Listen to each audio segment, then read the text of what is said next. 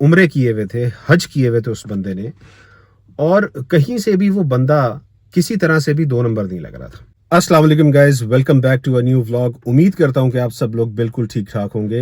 यार, जब से मैंने ये स्टोरी टाइम स्टार्ट किया है, अभी तो थोड़ी सी मैंने वीडियोस बनाई हैं, तो मेरे साथ बहुत सारे लोग जुड़ रहे हैं। मैंने अपनी वीडियो डिस्क्रिप्शन के अंदर इंस्टाग्राम का लिंक भी दिया हुआ है और अपना बिजनेस व्हाट्सएप नंबर भी दिया हुआ है। वहाँ पे आप मुझे कांटेक्ट कर सकते हैं, अपनी स्टोरी सुना सकते हैं। अगर आप चाहते हैं कि आप खुद आके मेरे क्वेश्चंस का आंसर दें, अपनी स्टोरी सुनाना चाहते हैं, यू आर मोस्ट वेलकम। मेरा चैनल आप लोगों के लिए खुला है। और अगर आप सामने नहीं भी आना चाहते तो मेरे व्हाट्सएप पे, जो कि डिस्क्रिप्शन में दिया हुआ है, मेरे इंस्टाग्राम पे आएँ, डीएम करें और अपनी स्टोरी सुनाएं। तो आज की जो स्टोरी है, ये मेरे एक सब्सक्राइबर हैं जो कि यहीं पे पाकिस्तान में अभी रह रही हैं। उन्होंने अपनी मुझे स्टोरी सुनाई थी और मैं ये आपके साथ शेयर करूँगा। बहुत इम्पोर्टेंट स्टोरी है, गौर से सुनिएगा। असल वाक़या उनकी ज़िंदगी का, नाम नहीं लूँगा मैं, और मुल्क में बता दूँगा कौन सा था, क्योंकि ताकि मैं ये चाहता हूँ कि मेरे चैनल से मतलब मेरे तवस्सुत से आपको पता चले कि दुनिया में क्या कुछ हो रहा है, लोग किस किस तरह से क्या क्या कर रहे हैं, और किस किस्म के दिमाग हैं लोगों के, किस तरह से लोग फंसाते हैं लोगों को। तो आज की कहानी एक रियल स्टोरी है जो कि आप बीती है। होता ये है कि एक लड़की है जो कि पाकिस्तान में रह रही है इस वक्त।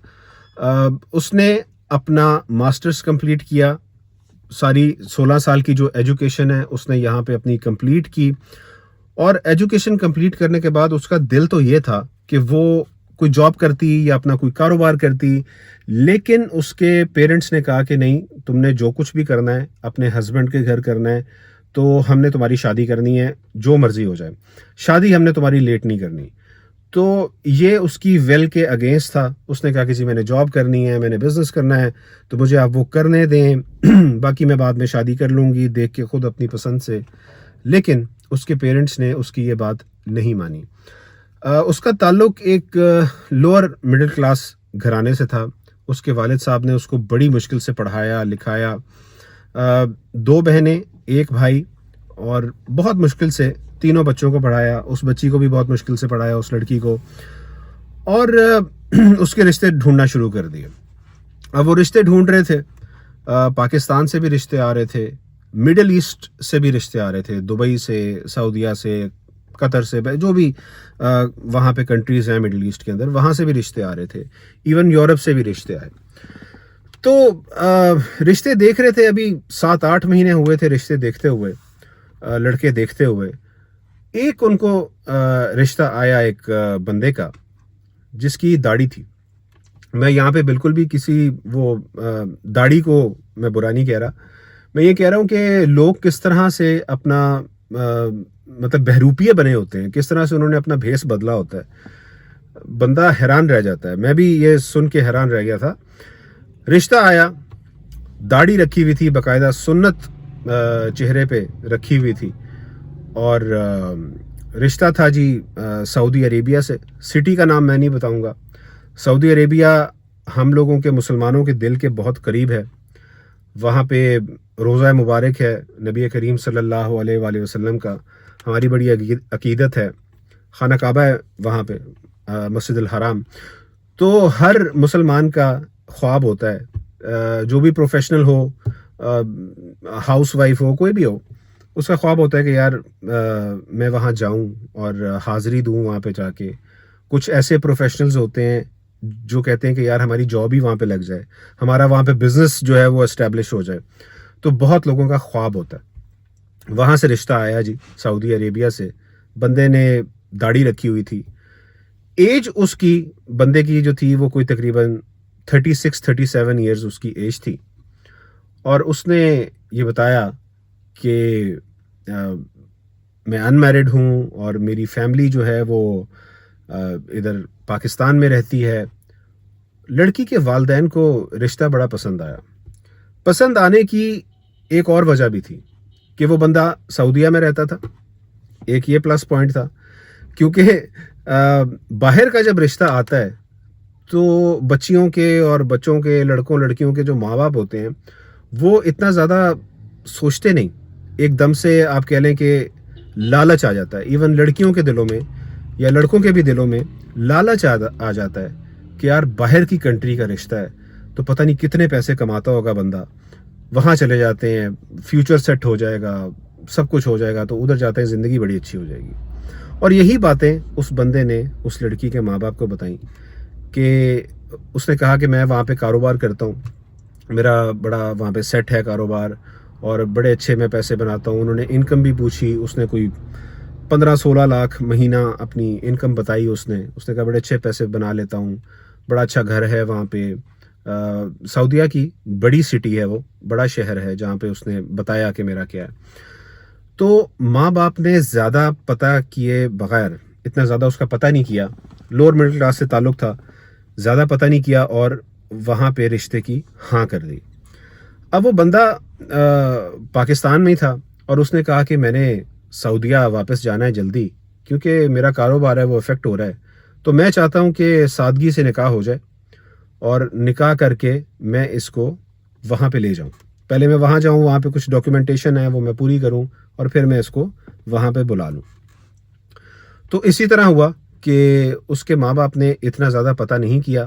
حالانکہ میں یہ سمجھتا ہوں کہ جہاں بھی آپ رشتہ کر رہے ہو, بیٹی کا کر رہے ہو یا بیٹے کا کر رہے ہو, کم از کم فیملی بیک گراؤنڈ, فیملی کیا کرتی ہے, لڑکی کے پیرنٹس کیا کرتے ہیں, لڑکے کے پیرنٹس کیا کرتے ہیں,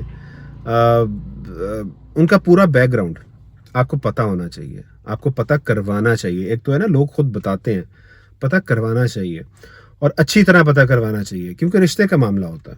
تو انہوں نے اتنا پتہ نہیں کروایا اور ہاں کر دی اور بڑی جلدی میں لڑکی کا نکاح ہو گیا. اب جب نکاح ہو گیا, نکاح کر کے وہ سعودیہ چلا گیا اور کچھ مہینے کے بعد وہ واپس آیا اور اپنی بیوی کو اپنے ساتھ سعودیہ لے گیا.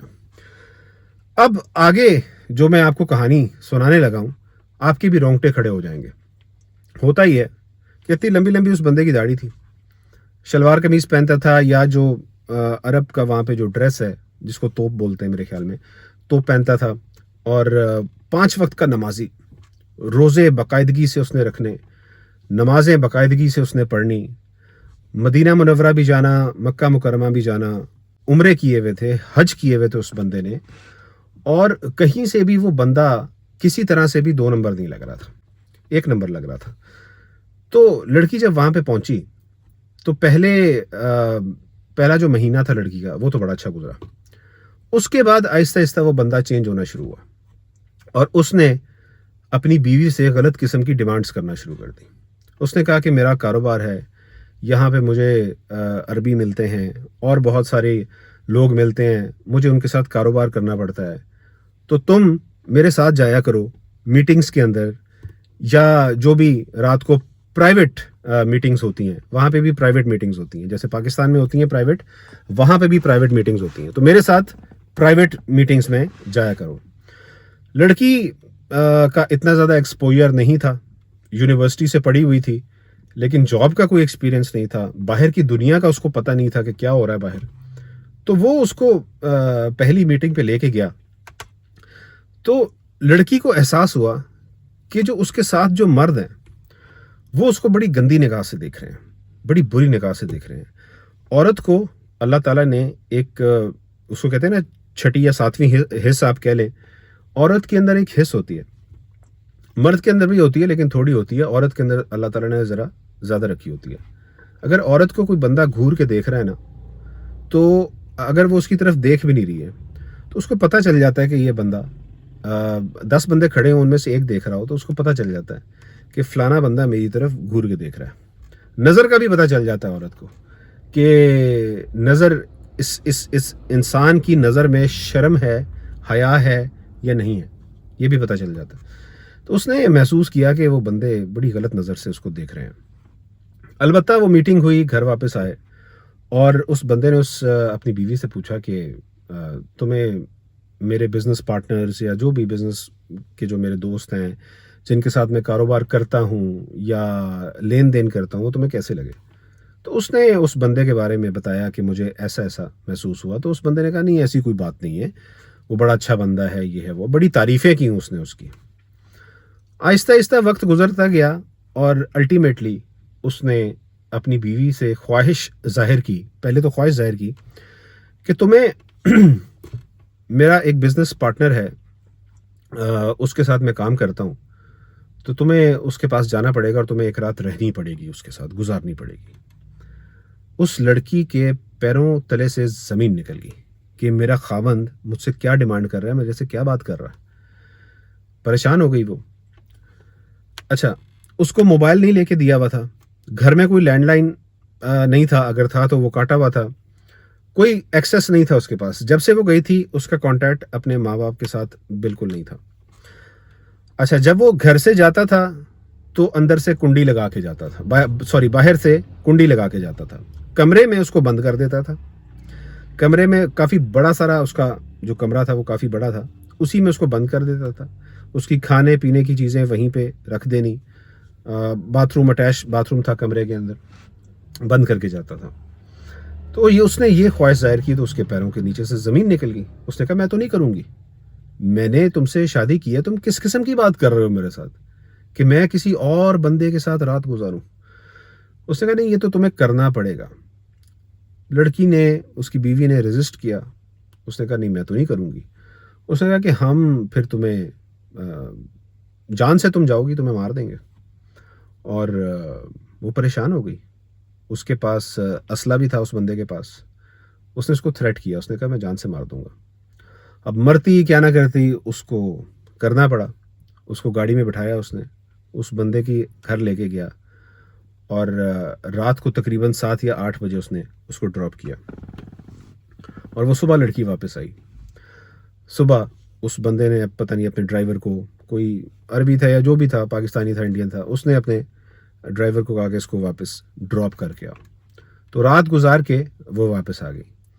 اور یہ چیز جو ہے یہ معمول بن گیا، یہ معمول بن گیا. اور وہ تقریباً ہر رات کو، ہر دوسری رات کو، تیسری رات کو، یا ہر رات کو جو بھی ہے، وہ اپنی وائف سے کہتا تھا کہ تم نے جانا ہے. اور پتہ چل گیا اس کی بیوی کو کہ یہ پیسے لیتا ہے اور اس کا کاروبار ہی یہی ہے. اور وہ پورا ایک گینگ تھا اور وہ گینگ ابھی بھی موجود ہے. اب اس لڑکی نے سوچا کہ اب میں یہاں سے، اس عذاب سے نکلوں گی کیسے. اس نے بہت سوچنا شروع کیا کہ اب میں کیا کروں، کیسے کروں، لیکن اس کو کچھ سمجھ نہیں آ رہی تھی. آبویسلی اس کو کبھی اس نے موبائل نہیں لے کے دیا، کبھی اس کو فون نہیں لے کے دیا، گھر پہ فون نہیں تھا، وہ کسی کو کانٹیکٹ نہیں کر پا رہی تھی. اور دوسری بات یہ کہ وہ ایک، میں نے آپ کو بتایا کہ ایک گینگ تھا، اور گینگز جس طرح آپریٹ کرتے ہیں وہ بڑے روتھلیس ہوتے ہیں. البتہ وہ جاتی رہی اور ملتی رہی لوگوں سے، اور روز مرتی رہی، روز مرتی تھی وہ لڑکی. اور اس کے خاوند کو بالکل بھی اس کے اوپر ترس نہیں آ رہا تھا کہ یار میں نے اس کے ساتھ نکاح کیا ہوا ہے اور میں اس کے ساتھ کس قسم کی حرکتیں کر رہا ہوں اور کس قسم کی حرکتیں کروا رہا ہوں اس سے میں. تو وہ اسی طرح روزانہ روٹین کے اندر جاتی رہی. ایک دفعہ کیا ہوا کہ ایک دفعہ آئی تھنک کوئی پاکستانی تھا بندہ، اس کے پاس اس کو جانا پڑا. وہاں پہ جا کے اس نے ہاتھ جوڑ لیے، اس کے پاؤں پکڑے، اس کو التجا کی کہ مجھے اس گن سے نکال دو کسی طرح. اس نے کہا بھائی گینگ ہے، مجھے بھی مار دیں گے، تمہیں بھی مار دیں گے، میں کس طرح سے تمہیں نکالوں یہاں سے. اس نے کہا بس تم اس طرح کرو کہ مجھے تم اگر میرے اوپر ایک احسان کر دو تو میں ساری زندگی تمہیں دعائیں دوں گی. مجھے بس ایمبیسی کے قریب اتار دینا. صبح تم نے مجھے گھر چھوڑنا ہے، مجھے ایمبیسی کے قریب اتار دینا. اس کو پتہ نہیں کیا ہوا، اس کو ترس آ گیا. اللہ تعالیٰ نے اس کے دل میں اس لڑکی کے لیے ترس ڈال دیا. صبح ہوئی، اس نے اس کو گاڑی شاڑی میں بٹھایا اور اس کو ایمبیسی کے قریب اس نے اتار دیا. اب جب ایمبیسی کے قریب اتار کے وہ چلا گیا تو اس نے جا کے اپنے ہسبینڈ کی جو ہے وہ کمپلین کی جا کے. اور جب اس نے کمپلین کی تو لکیلی ایمبیسی نے اس کے اوپر کام کرنا شروع کیا، اس کو بہت سپورٹ کیا، اس کو وہیں پہ رکھا اپنے پاس. اس کو رہائش تھی اور اس کو تقریباً 6 سے 7 دنوں کے اندر تمام تفصیلات لینے کے بعد، 6 دن تھے 7 دن تھے، میں ایگزیکٹلی مجھے یاد نہیں ہے، لیکن کچھ دیر انہوں نے اس کو رکھا، ساری انویسٹیگیشن کی اور اس کو پاکستان واپس بھجوا دیا. وہ پاکستان واپس آ گئی, اپنے ماں باپ کے گلے رکھ کے بہت روئی, اور اس نے اپنے ماں باپ سے شکوہ بھی کیا کہ آپ نے اس طرح سے میری شادی کر دی اور کچھ پتہ نہیں کروایا اتنا زیادہ اس بندے کے بارے میں, بس اس کے پیسے دیکھ کے آپ نے میری شادی کر دی. البتہ پاکستان وہ آ گئی, سکھ کا سانس لیا گیا, لیکن وہ لڑکی آج بھی اس ٹراما سے گزر رہی ہے.